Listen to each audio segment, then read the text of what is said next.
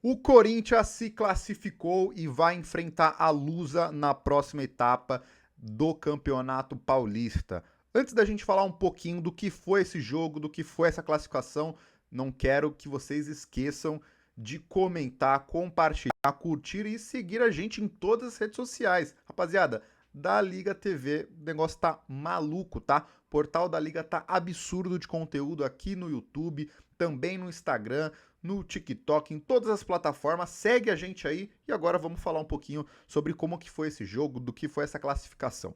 Bom, o Corinthians, ele foi praticamente com o time reserva, até porque um jogo atrás do outro é difícil mesmo, precisa poupar e é por isso que a gente precisa cada vez mais ter os nossos jogadores inteiros e também com um bom elenco. Então veio algumas contratações, a gente não conseguiu ver muita coisa deles, mas eu espero que a gente consiga de fato ter um elenco estruturado.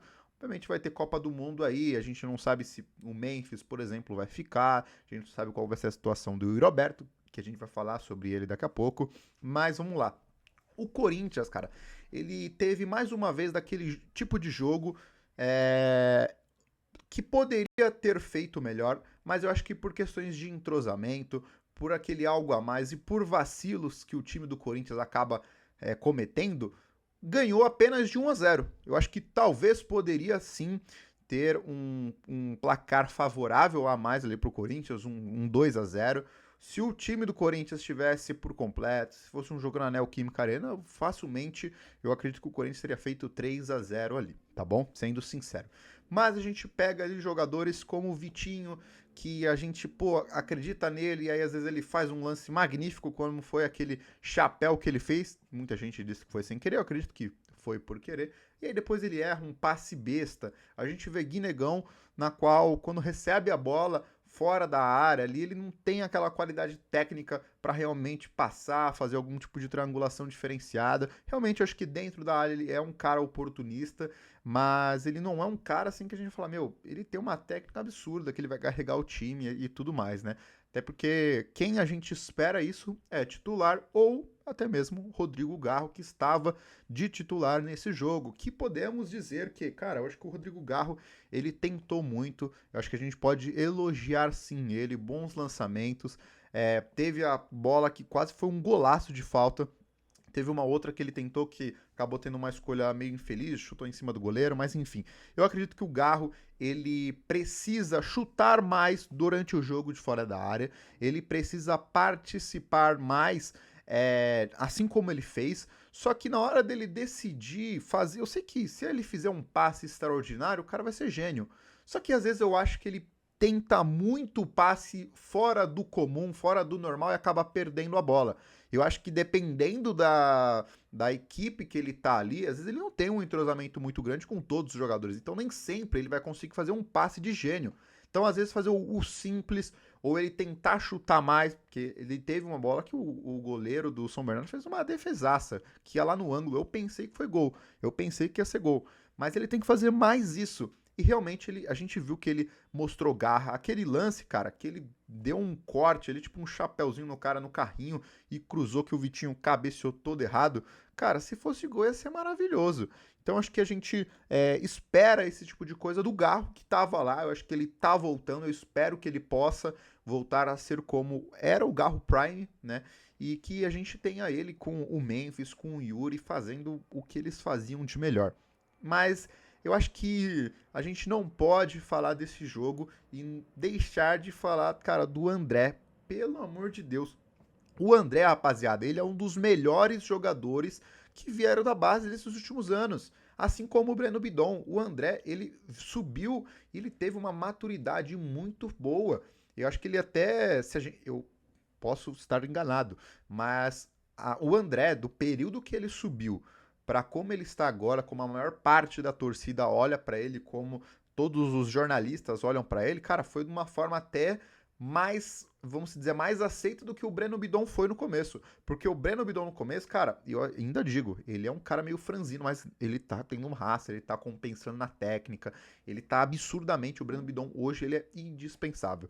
Só que quando ele subiu, nos primeiros meses, o Bidon ele foi questionado sim, às vezes não, foi bem ali, mas ele foi mal em 1, 2 jogos.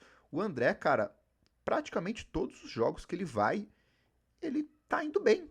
Cara, e ele fez um gol chutando de primeira, forte de esquerda, e ele é destro, chutando bem, ele tem uma. Ele levanta a cabeça para tocar, ele realmente ele não tem medo de ficar com a bola, ele tá começando a chegar mais na área e até mesmo uma galera, alguns parceiros jornalistas comentaram que talvez ele possa ser o Paulinho 2.0, não sei. Não sei se ele tem uma característica tão assim do Paulinho de chegar mesmo e fazer o gol. O Paulinho era mais forte, não que ele não seja, né? Mas enfim, cara, eu não sei, posso estar viajando, mas ele lembra muito assim o estilo do Pogba, mano. Eu acho que ele é um jogador que tem que dar realmente bagagem aí pra ele, tem que dar mais responsabilidade, que eu tenho certeza que ele vai sair super bem. E, cara, logo mais a gente vai acabar perdendo ele pra Europa se ele continuar dessa forma, tá? Então, cara, o André foi um dos nomes da partida, foi sensacional. Junto com um outro nome da partida foi o próprio goleiro de São Bernardo, tá? Então o goleiro de São Bernardo foi super bem ali também, tá? E falando do Corinthians, que é o foco desse vídeo, cara, eu quero comentar sobre Pedro Milans, o lateral direito que a gente não viu muito dele ainda, só que o pouco que nós vimos, cara, acho que deu para trazer uma sensação de ser um jogador seguro. Não é um jogador que, na minha opinião, vai tirar o Mateuzinho ali da titularidade. Não acho que esteja ameaçando o Mateuzinho. Só que ele é um cara que a gente precisa dele quando o Mateuzinho estiver machucado, quando o Mateuzinho estiver cansado, algo que nós não tínhamos. E agora a gente tem. Tanto que por conta disso, a gente estava com a ideia do Jacaré de lateral direito, um menino da base, a gente devolveu ele para o sub-20 porque o Pedro Milans, eu acho que ele tá fazendo o papel dele, acho que ele vai continuar fazendo aí muito bem, tá?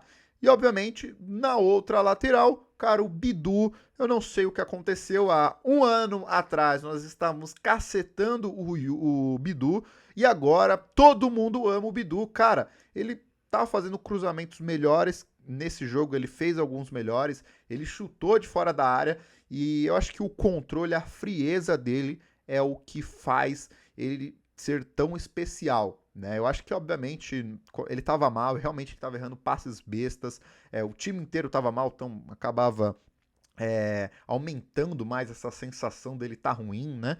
Mas eu ainda vejo que o Bidu precisa melhorar nos cruzamentos, tá? Eu vejo que ele precisa melhorar nos cruzamentos, mas nesse último jogo ele fez melhores. Então que ele continue assim para que ele seja, cara, realmente um lateral esquerdo que a gente olhe e fala assim, cara, é esse cara aí. E para reserva, da mesma forma que eu falei do Milans, eu vejo que o reserva imediato dele tem que ser o Angileri. O Corinthians estava ali, né, para renegociar, enfim, já tá acho que tudo acertado. Porque o Hugo, para ser sincero, não tem como ser o jogador ali do Corinthians, tá? E um outro jogador do meio-campo que é muito estranho falar sobre ele, que é o Charles. O Charles, minha rapaziada, o Charles ele não é um cara de técnica. Ele não é um cara que você vai ter gosto de ver ele ali no meio campo. Você viu o chute que ele deu, que chute horrível. Ele não vai ser um cara que vai ficar fazendo essas coisas. Mas ele demonstra raça e ele demonstra obediência técnica. E eu acho que é por conta disso que ele é um cara que está muito, às vezes aparece, né, vira e mexe e entra, quando coloca time reserva, quase sempre ele é vamos dizer, o reserva imediato de algumas posições ali. Então, ele tem uma obediência tática interessante. Eu não sei se só eu tô vendo isso, mas é porque eu comecei a ver, falei, cara, por que o Charles de novo? E eu tô com essa sensação em alguns jogos, e eu tô tentando olhar e pegar pontos positivos pro Charles. E talvez esse seja um que eu encontrei. Bom, rapaziada, falando do Yuri Alberto, né? Infelizmente a gente viu que o Yuri Alberto, ele entrou, ele se machucou e teve uma lesão de grau 2 na coxa, tá? Então ele vai ficar fora, infelizmente. Não vamos ter ele aí no próximo jogo do Paulista.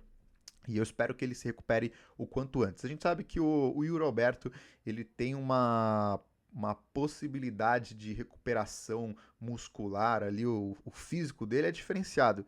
Ele recupera muito mais rápido do que os outros. E eu espero que isso aconteça novamente, porque o Yuri Alberto, a gente ama e odeia ele, só que a gente não consegue ficar sem ele, essa é a verdade. E a gente precisa dele o quanto antes, tá bom? Então, cara, espero que ele se recupere o quanto antes. E tem muita gente falando, pô, não deveria ter colocado o Yuri. Cara, eu acho que a gente também precisava ganhar o jogo, garantir. E como eu falei, às vezes o Corinthians dá uns vacilos, tanto que a gente tomou gol, estava impedido, mas o Corinthians às vezes dá uns vacilos, já pensou, toma um empate.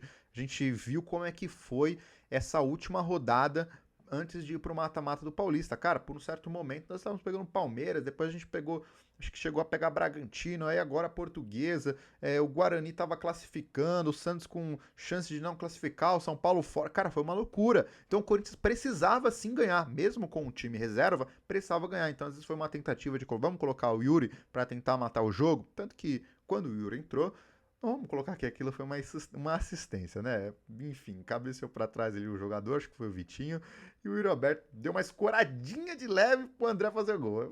Será que vai sair com a assistência? Não vi. Mas se sair, enfim. Mas ter o Yuri Alberto em campo muda totalmente a lógica, porque ele pressiona lá na frente. Então isso cara, foi muito importante. Ele entrou e saiu o gol. É isso. Foi do André, mas o Yuri Alberto, ele tem que estar no jogo, tá bom? Minha opinião, não sei se você concorda. E, bom, falando agora sobre o próximo jogo do Paulista, exclusivamente, tá? O próximo jogo do Brasileiro, o Atlético Paranaense, eu acho que o Corinthians vai com o time reserva, e eu acredito que a gente possa sair sim com uma vitória, tá bom? Acredito sim, de verdade.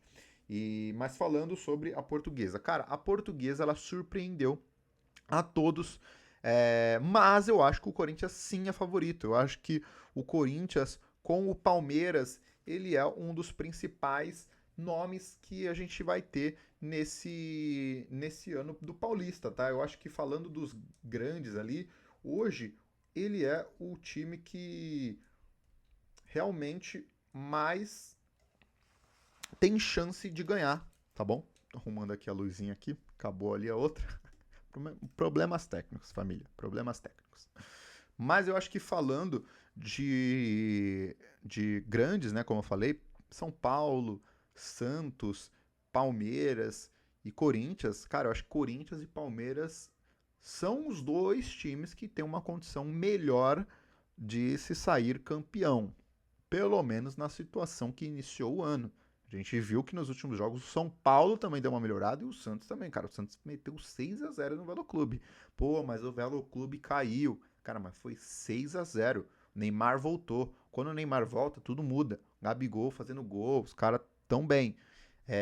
Mas de toda forma, o Corinthians sim é favorito. Então, o Corinthians vai jogar contra a Portuguesa, não joga em casa, mas como eu falei, eu acredito que o jogo ele deve ter ali um 50-50 de torcida, 60-40, então vai ter muito corintiano, muita gente apoiando, e o Corinthians ele vai tentar colocar o time mais titular possível para passar, tá bom? Então, não é um jogo fácil, não é um jogo ganho, mas o Corinthians é favorito. E o Corinthians tem que chegar e fazer o seu trabalho. É favorito? Então tem que ganhar. Depois disso, a gente vai ter outra situação, e aí a parada muda completamente, né? Eu digo que para os grandes, cara, eu acho que Paulista é obrigação passar na fase de grupos e pelo menos do primeiro mata-mata. Nos outros, aí já é mais complicado. Comenta aí o que vocês acham. De todo modo, a gente sabe que vai ser uma loucura esse ano, tem Copa do Mundo, os jogos estão um atrás do outro, e eu espero que o Corinthians consiga ter uma rodagem muito boa de elenco, tá? Caio César tá voltando, muito provavelmente possa ser que ele seja relacionado para o jogo do final de semana contra a Lusa. E é isso, tá bom? Comenta o que você achou do jogo, comenta qual a expectativa do Corinthians para o Campeonato Paulista. Eu quero ser campeão. Pode ganhar da Lusa, depois pode ganhar, sei lá, vai Capivariano passa, vai que fulano... Irmão, pode ser até um comentário, né? O que eu quero é que o Corinthians seja campeão. Se não pegar nenhum grande, o importante é ser campeão. Mas se ganhar dos grandes é melhor ainda. E é isso. E para ganhar dos grandes, a gente precisa passar da Lusa em primeiro lugar. Não podemos subestimar, mas nós, como eu falei, de novo, repito, somos favoritos e nós temos que ganhar. Fechou? Comenta o que você achou do jogo. Não esquece de seguir, compartilhar, comenta aí. E é nóis. Tamo junto. Se liga por mais conteúdos por aqui. É nóis.